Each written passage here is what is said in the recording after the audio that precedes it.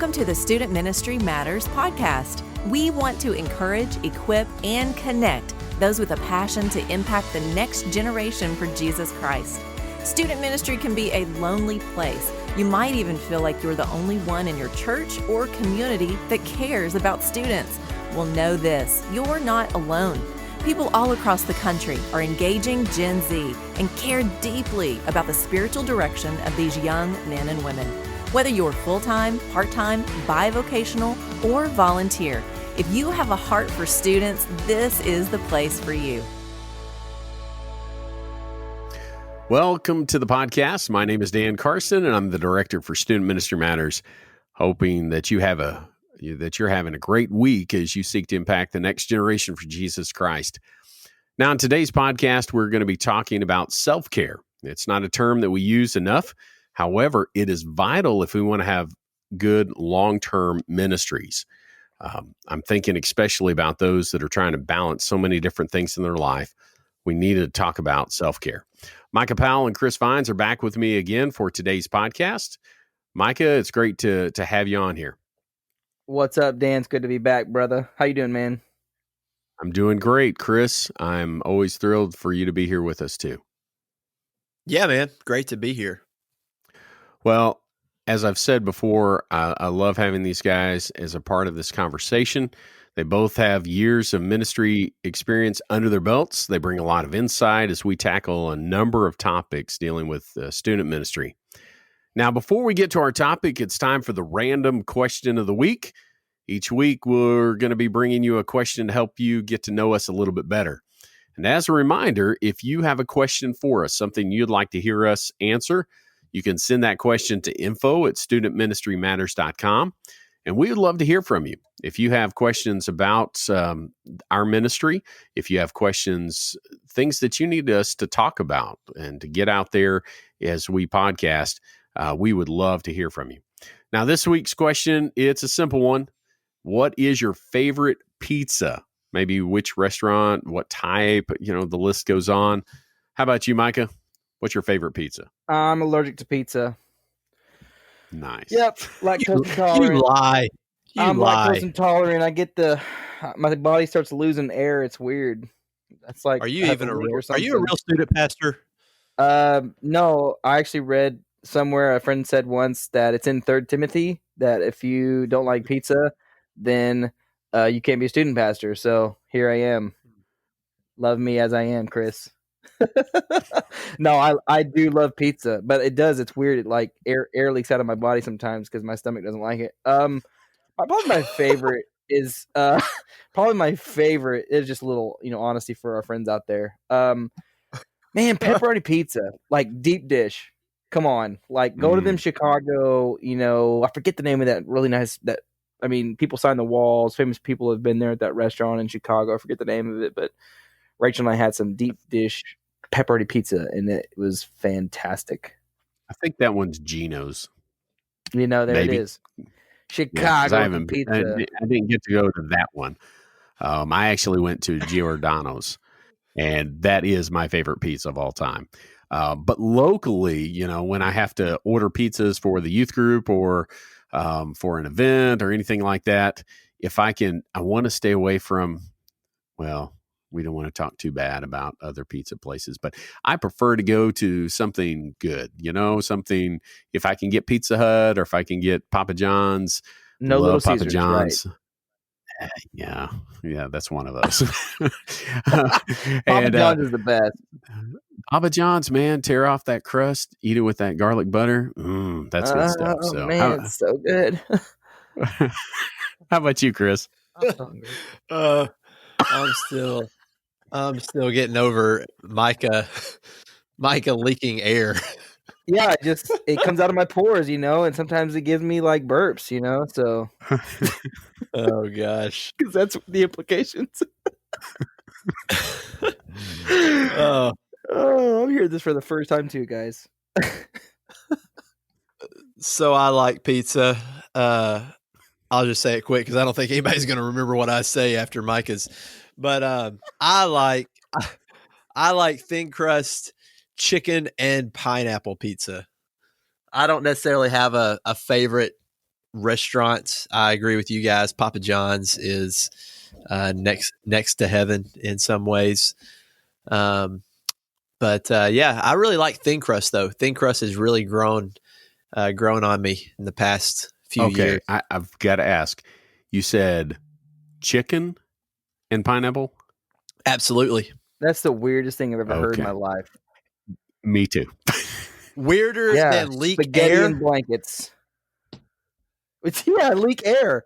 Get the body bubbles. It's fantastic. Oh, the body bubbles. Gosh. Yeah. Wow. Mm-hmm. Well, I can keep going. And the reason I ask is I've heard of Canadian bacon and pineapple. That's a usual, that's a Hawaiian style. Add a little normal bacon in there. But chicken and pineapple. Okay. Yeah, mine's like more of it's a Hawaiian kind of hybrid, It's more of a muscled up Hawaiian pizza. Gross. Okay. Like that's almost like saying, we're opening a store. What are you going to sell? Spaghetti and blankets. Like, I mean, come on. Chicken and waffles pizza. What is it again? Chicken and what? Pineapple. Oh, was what he said. Goodness. Yeah, pineapple. You know what? There's going to be a host of people out there that are listening to this that are going to agree with me. And they're going to. All right. If you agree with Chris, then we'd like to hear from you. info@studentministrymatters.com. I would like to know those people. So we're going to leave it at that. If pizza disagrees with your body, please text 2 to 452-309. All right. Well, back to our topic. After that, I don't know if we'll be able to get there or not, but we're talking about self-care. And we understand that. My wife is a counselor. She works with families and kids, and she's fantastic. And I love seeing how God is using her in incredible ways in that. But when she was at graduate school, they talked with her a lot about self-care, because if you're counseling people, you're going to hear their problems. You're going to see those things come into your life. And if you're not careful, you can kind of get just pulled down with them. We've seen over the years, my wife has also worked in child protection services in Texas. And it's easy to get emotional about what we would see and what we'd hear about. And so it's real important for us to be concerned about ourselves so that we can effectively work with others. And so let me ask you this question, just to get us rolling with this. I was at CBC. You guys were at CBC. We learned a lot of things about getting into the Word, but did you have anybody kind of say, hey, you need to make sure you're exercising, or that you are taking a moment out? That idea of self-care, did you ever hear that, guys? Did that ever come across to you? In the physical sense that you just said, I don't believe so. I think there was a lot of talk about, and rightly so, spiritual, self-care. But physically, I don't remember there being much talk at all. Yeah, I can't. And again, that's nothing against our college, not at all. But as I went on to seminary, the same sort of thing. There was a lot of talk about the spiritual. We want to make sure that we're in the Word, that we're doing that. But it is so important that we take care of ourselves emotionally, physically, financially. I mean, the list goes on. And so it's just real important for us to look at it. Well, self-care has a really simple definition. It's taking care of oneself. I know, obvious, right? But it isn't really rocket science, but it is something that we often neglect. We allow the stress of ministry to consume us. We may be trying to balance any number of things to allow us the opportunity to teach and to lead. You might be working bivocationally or part-time, and you're trying to balance work and ministry, and that can be hard. But then you add in a wife or a husband if you're working as a youth director, and you're trying to balance all of those things out, and then you've got kids.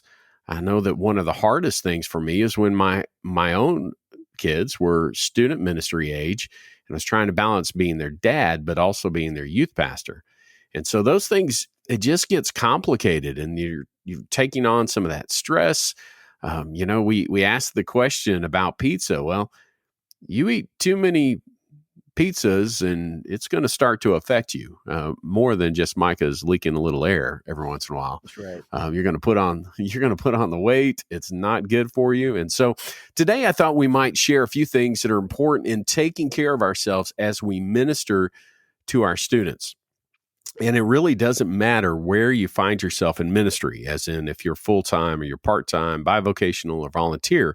Good self-care is going to carry you much farther in ministry. And that's what I want us to talk about. We've got a list of 8 things, things that I think are vital as we go through this. And so number 1 is give yourself a steady diet of the Word. Now, as I've already mentioned, when we were at Central Baptist College in Conway, when I was at the BMA Theological Seminary in Jacksonville, there was a stress. There was a priority given to that. We need to spend time daily in God's Word. And so what I want to ask you guys is what does that look like? How do you get the Word into your life on a daily basis? Chris, how do you do that? Yeah, my goal is to spend time with the Lord every morning and just to dedicate that quiet time. I know that there's nothing holier about mornings. That's just it's just how the Lord wired me, and that's when I like to get up and do that, because I've found that in student ministry, there comes seasons of the year where I'm going to be moving around a lot for trips and camps and things like that. And I want to have a time that is going to be consistent across all seasons of life. And I've found that if I'm spending time in the Word in the mornings, whether I'm at camp or whether I'm at home, that is usually uninterrupted time. So that's just the discipline that I've built into my life. Micah, I know that you kind of fall into that bivocational point right now. You're having and it's where you're at, and it can be a challenge to do things like this. So how do you consistently get a good steady diet of the Word? Prioritizing your time. I think that's the biggest one. Just making sure that, like Chris said and alluded to, like it doesn't have to be in the mornings if you work early mornings or different shifts. But in the morning, I try to spend time with the Lord. On my way to work, I have to drive an hour to work and back. And so, on the drive there, I try to spend a solid hour just hearing Scripture. And I usually go through the same chapter of Scripture and just re-listen to it over and over and over and over. And so I can get kind of a firm grasp on what God's saying, what the writer's saying, what the audience is going through, and try to pick up the things that I need to pick up. And but as Chris said, when I was full time, there were seasons in student ministry that were busier, and even bivocational ministry now, it's the same sort of deal. There's a downtime and then there's an uptime, and trying to prioritize your time. And so I think the biggest advice I would give, and biggest thing I think that helps me as a reminder to me, and is to just keep God first in your priorities as the biggest priority. Yeah.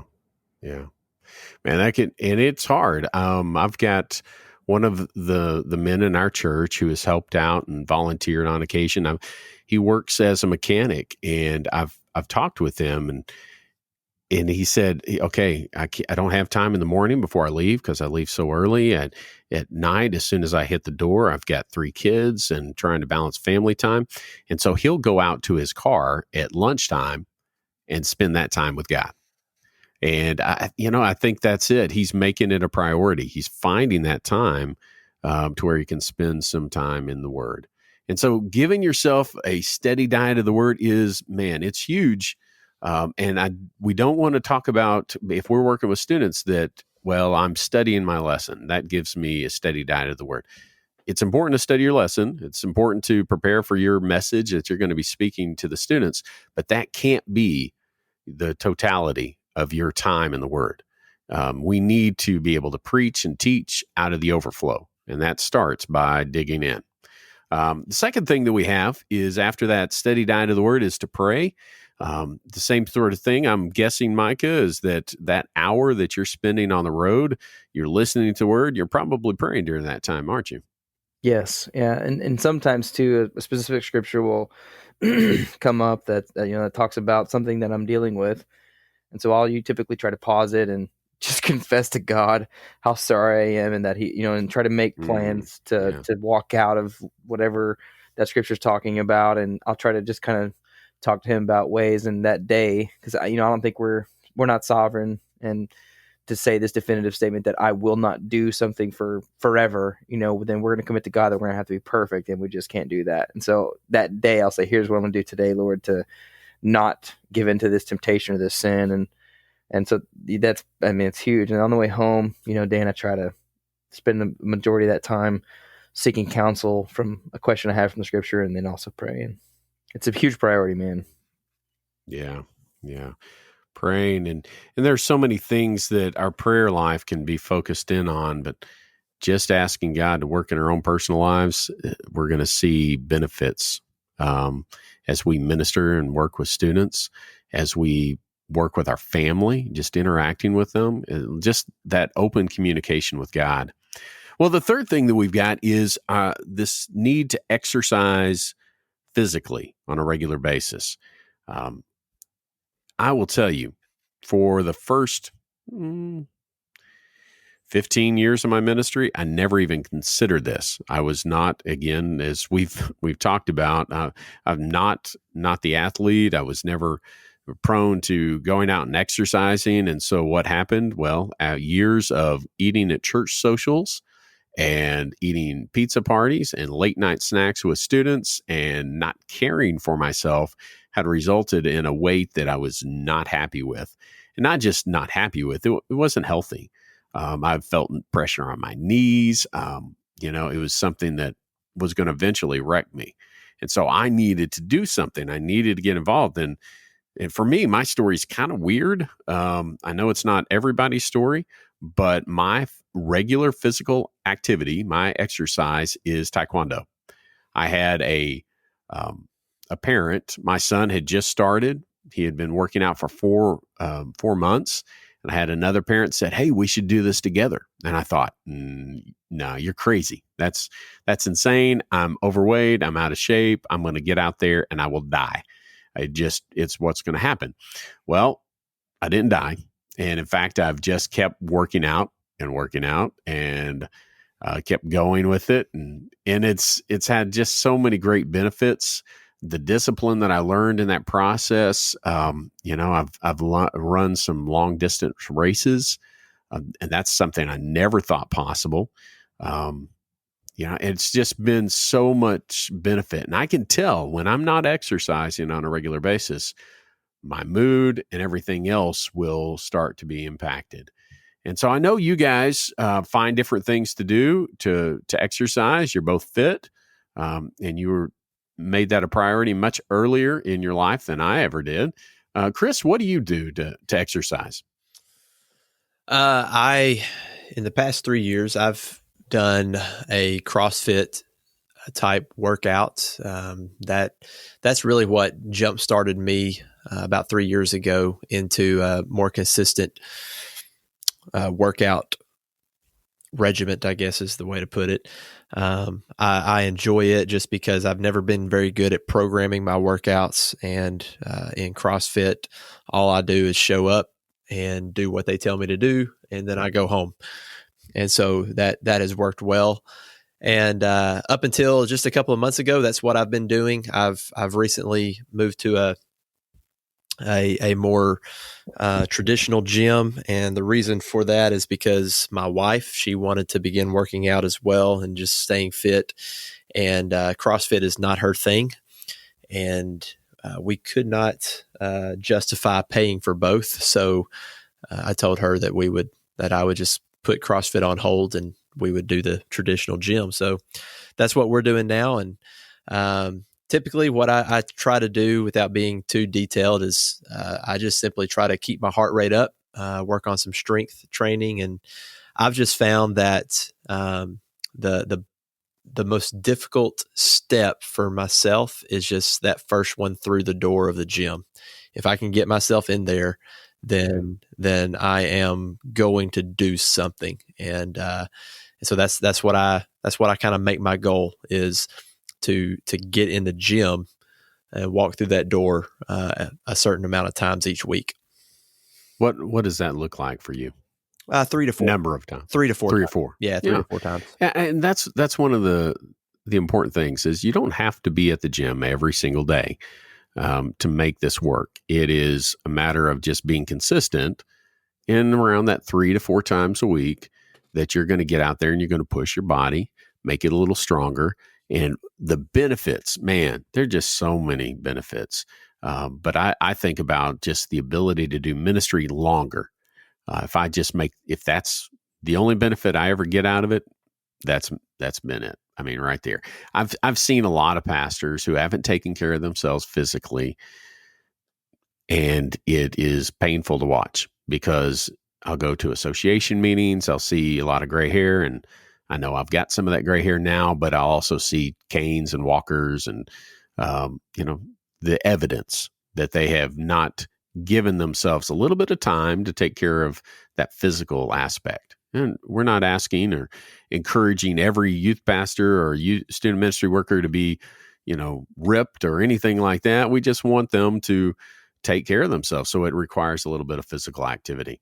Yeah. Micah, I know that you are in that odd place of being bivocational and trying to figure that out. What do you do to make this aspect happen? It's an awesome time, man. What are you talking about? No, I'm just kidding. And just go ahead. I'm sorry. Well, I was going to say you work an hour away, so you got to drive there for an hour. You got to drive home an hour, and you're working a physical job. So that's, something many of us who are in ministry are sitting behind a desk way too much, or sitting and studying. And there's a lot of sitting in that whole process. And so, you're getting some physical activity. Do you try to make time for other things besides that? Yeah, man, I was just messing with you. Yeah, general construction work, like the stuff we do with trim and, outdoor boards. A lot of the boards that we use, even here recently, one of our boards weighs 75 pounds, and I'm carrying it about 200 feet. There's about 16 or 18 of those, and and then you're holding that up over your head for probably a minute each while somebody is nailing that up. And so, I mean, that's really very physically demanding. So I just try to really honestly do it with good form, not lifting the wrong way. And I'm actually sore right now. I mean, my half my body right now is sore, but it's not because of it was doing the wrong way. It was doing it the right way, And so that's a big part of it. But also, man, I try to run. And during those busy seasons, I'm only able to maybe run 1 mile a week, but really consistently, I'm anywhere from 2 to 3 miles a week, on top of construction, and then doing some calisthenics. And I try to watch what I eat, and so like I'm not like a calorie counter hardcore, but I do try to kind of watch some macronutrients and just kind of protect some of the nutrition facts on the back of food, and if I can help, not eating fast food, then I will, and I bring my own lunch, and typically they're like veggie packs and protein packs and stuff, and so that's just easy stuff that I try to do, and I'm not arriving at it, I'm not completing it, but I try to eat healthy, which is a big part of what we want to do, and to stay physically healthy, and so. But I also ride my bike, have a road bike, and love to do that when it's you guys probably do this too, I don't know, but those late spring, early summer, man, it's just beautiful outside, and so I do that too. And then I don't have a gym right now, but that's kind of just some regimen. It's what I do: ride, run, and lift heavy things. Which will get the job done. Now, one of the things that we need to remember to do, especially is, the three of us, we're husbands, we have a wife, is to go out on a simple walk. I mean, there's nothing quite like the time that you can spend with them. And I know it's difficult. You guys both have small children, and so that's not as always as easy as it might be for me. Both of my kids are in college now, but it is just getting out there and doing something. Micah, you already touched on number 4, which is to eat healthy food. And that kind of looks different for all of us. We've been matching my daughter's diet. She is on a whole food plant-based diet. That means no meat, no cheese, no dairy. I mean, it's really not supposed to be any oil either. And so it's kind of weird. And it's been hard, but at the same time, we've felt great doing it. But it's a completely different way. When I've tried to eat healthy before, it's been a lot of protein and veggies. And I think that, that always works for me if I'm trying to drop weight. But I just, as much as we can, staying out of that center section at the grocery store. There's a quick tip. And then staying away from fast food as much as possible. And if you can make good choices, you don't have to be 100%. And you can also still enjoy the pizza with the youth group, or you can enjoy the snacks on occasion. But if you're just, most of the time you're making good choices, that's going to be a benefit to you physically. And so that's some good things. Well, the 5th thing that we have is, as we're looking at self-care and trying to come up with some things that we need to focus in on, is have a good group of friends. If you're trying to take care of yourself, you need to surround yourself with people that care about you. And sometimes that's your church members, and hopefully that is. But you may have friends outside of that realm. Either other guys that are in ministry, and that's one of the reasons that we do things like this. The podcast. We also have a student ministry workers retreat in the fall, where you can meet other student ministry workers, and that is fantastic. Develop those relationships. We have our Facebook group. Those are some tangible ways. But it's just important to have a good group of friends. Micah, I think you have some things to add on this. Yeah, being a friend, having friends, and because so often student ministry people, we try to be really good friends. And I feel like we try really hard to be great friends to our students. And it's kind of the idea of pouring into others, but somebody has to be pouring into you. And it's been mentioned in a lot of other podcasts and things. And I know that's been specifically mentioned, someone being in the other chair, pouring into you. And, a lot of times that looks like accountability friends, or, and I specifically want to say outside of, and maybe you both think about this, or understand this, but having, friends outside, pastor friends, student ministry worker friends, outside of your church that you can really get deep into relationship with, that can really help you through your sin. And a church can do that too. And I think that's perfectly plausible, but, just be wise about that group of friends who you select, and be a friend to them. Also return that accountability that, you have, because we have to have that. I mean, we have to have this group of friends, or else, like we've mentioned before in this podcast, like ministries, like both of you guys, Dan and Chris, you guys know, like ministry can be lonely, right? Yeah. I mean, it can be tough. And we just want to make sure that we don't make each other feel more lonely by not being available for that people that need friends outside of our circle. Even like, Dan, Chris, and I, this podcast has developed a deeper relationship to each other, and we pray for each other before we even start the podcast. And that's huge for me. That's huge for me. I need that. Being able to say, hey, what do you need to pray for? What are you dealing with? What are your strengths? What is something you got going on? What's something that you're dealing with? And those are huge things that we just need to have. And, questions I need asked. And even a lot of times there's been people, not very many, but there's been, good pastor friends that have called me on those days where I'm just, Satan is just, Dan, and I mean, guys, he's smoking me. And that voice in my head telling me that I am alone and that what I'm doing doesn't matter, and insecurity or pride. Yes, absolutely. I struggle with sin, but that friend would call me on the day that Satan is just, man, I'm wrestling with these struggles, and And that brother just happens to call me. And, that is priceless to me. During all the conflicts within my church, wherever we've been, whatever that has happened, knowing that pastor friend can call you at the right moment has just been a treasure. And I'm grateful to God that, I was able to make a relationship with a person to be able to have that accountability. Yeah. Man, good group of friends. It's a powerful thing that we cannot neglect. A couple of the other things, or actually we've got 3 more for our list. Number 6 is get enough sleep. And that seems obvious. But as I've thought about it over the years, I know I neglect that area. It's easy for me to stay up late. But I do know as I've gotten older, that things like lock-ins destroy me. And so they're just not, it's not beneficial at the end for me to just not get enough sleep. Number 7, one of the things that you can do for self-care is you can read. It is important that we are lifelong learners. And so, guys, what are you reading right now? Do you have a book besides the Word that you're kind of working your way through? No, I just read the Bible. That's right. Nice. Chris is our spiritual one.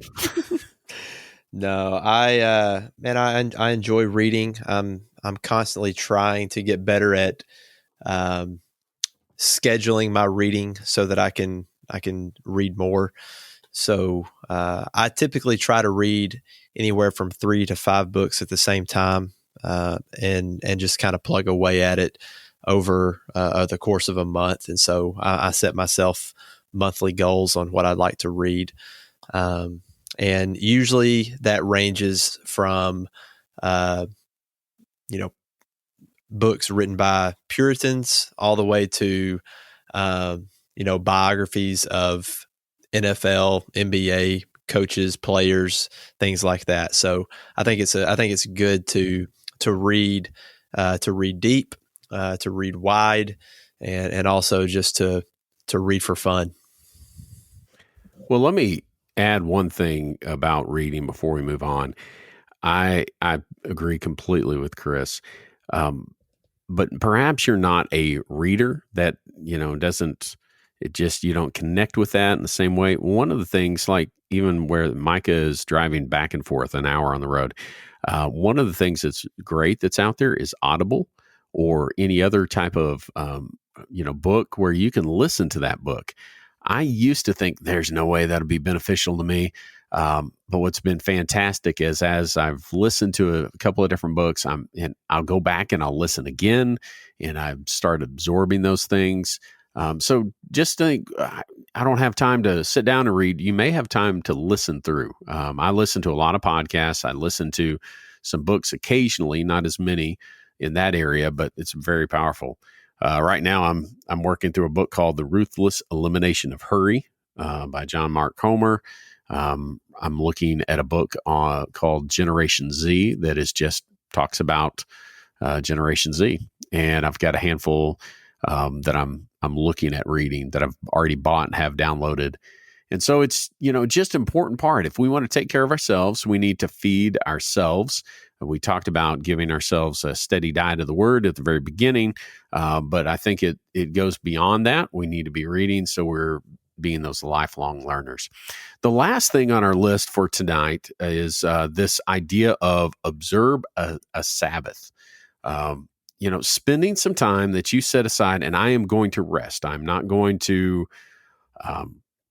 be thinking about this ministry. I'm not going to be doing this. Maybe that Sabbath time is spent with your spouse, or it's all by yourself. But too many times we get into this place and we think, well, I just got to work. And I've been there before. I worked in a camera store for a number of years, and also was a mission pastor at the same time. And so there were times from Thanksgiving until Christmas that I'd worked 7 days a week, 6 days, 60, 70, 80 hours at a camera store that I was working at. And then on Sundays, I was working all day long, preaching the Word, working with people. And those 6 weeks, my wife didn't like me very much. And because I didn't have a Sabbath etched out, there was no time for me to help myself. and care for myself in that. And it was a season. We all knew that, from the camera store to the church to my family. But it wasn't easy by any stretch. And so how do you guys handle that idea of taking rest, of giving yourself a Sabbath? Do you try to work that in like Chris? I know you're full time there at the church or with the church and the school. How do you handle that idea? Do you have a day off within the week, or do you etch it out in two parts? How do you do that?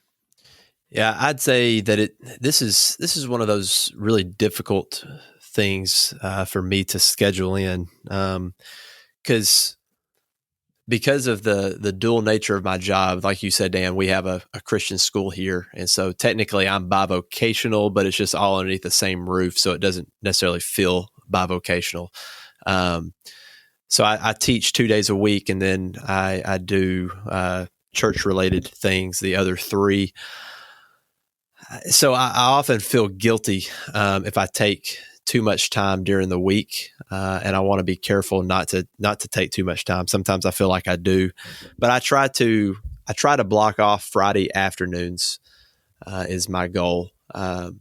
Sometimes it's all day Friday, but most of the time I'm in the office on Friday mornings, and then I'm trying to head out by noon on Friday afternoon so that I can spend time either by myself or with my wife, and just enjoy not having to really worry about doing a lot of work.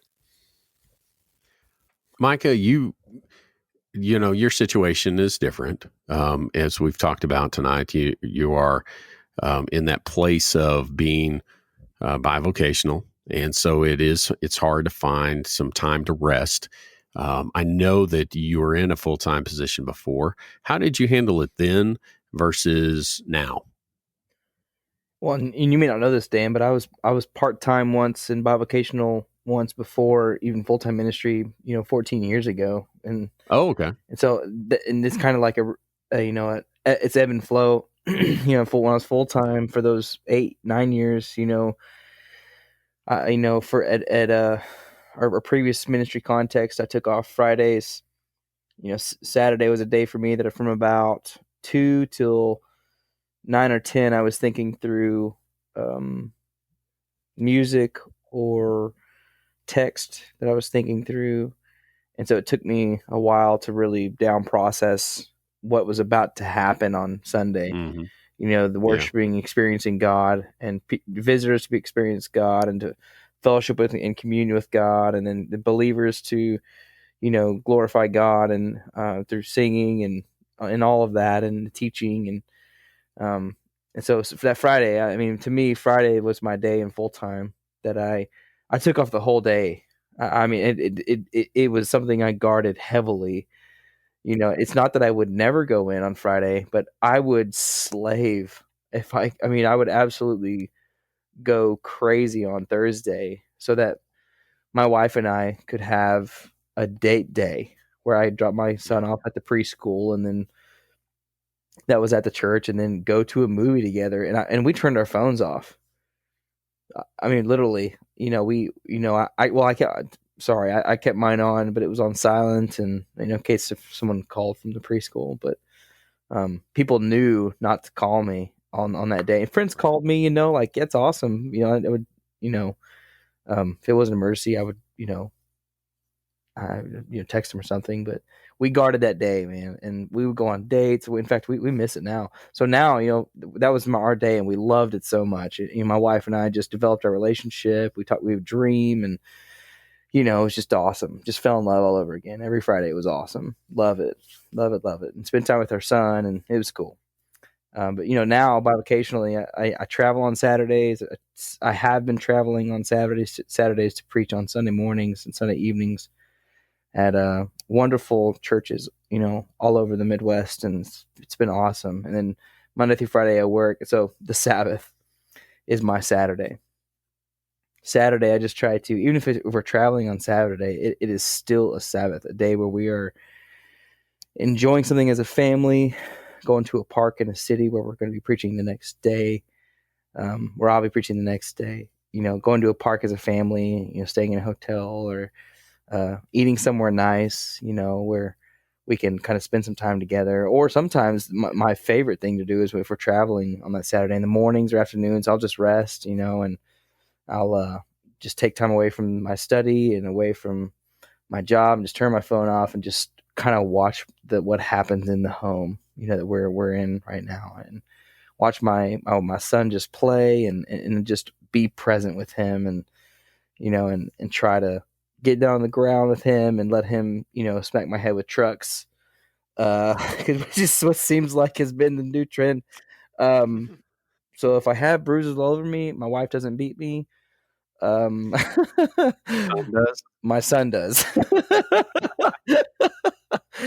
But it's just a treasure. I actually don't feel exhausted right now. I feel like I've been more busy now than I was in my previous ministry, and not because and I'm not a full-time versus bivocational guy. It's not what I'm alluding to. I just feel like when you don't know what's in the future, where your money's going to come from, the market, you're more. I feel like there's in this time with my life right now with me and God, He is really testing my faith, and so I feel like I had less stress over, people kind of like y'all's context, leaving a church or being upset or dealing with really hard hurts within the staff or tough rivalries or whatever the tension is that is in that ministry. I don't deal with as much of that. And so I feel like this is more of a kind of a healing phase and a rest phase. But man, my Saturdays, like just being able to travel with my family and play with them and eat good food, like it is awesome.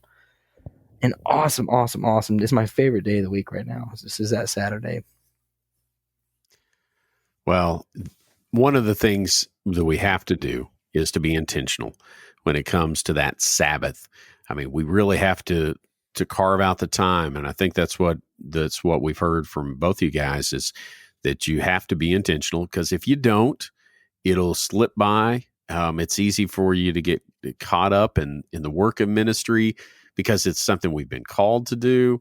We love to do it, but we've got to take care of ourselves. And so we've covered 8 things tonight. We've looked at a variety of things, different areas that can hopefully help you as you work to take care of yourself.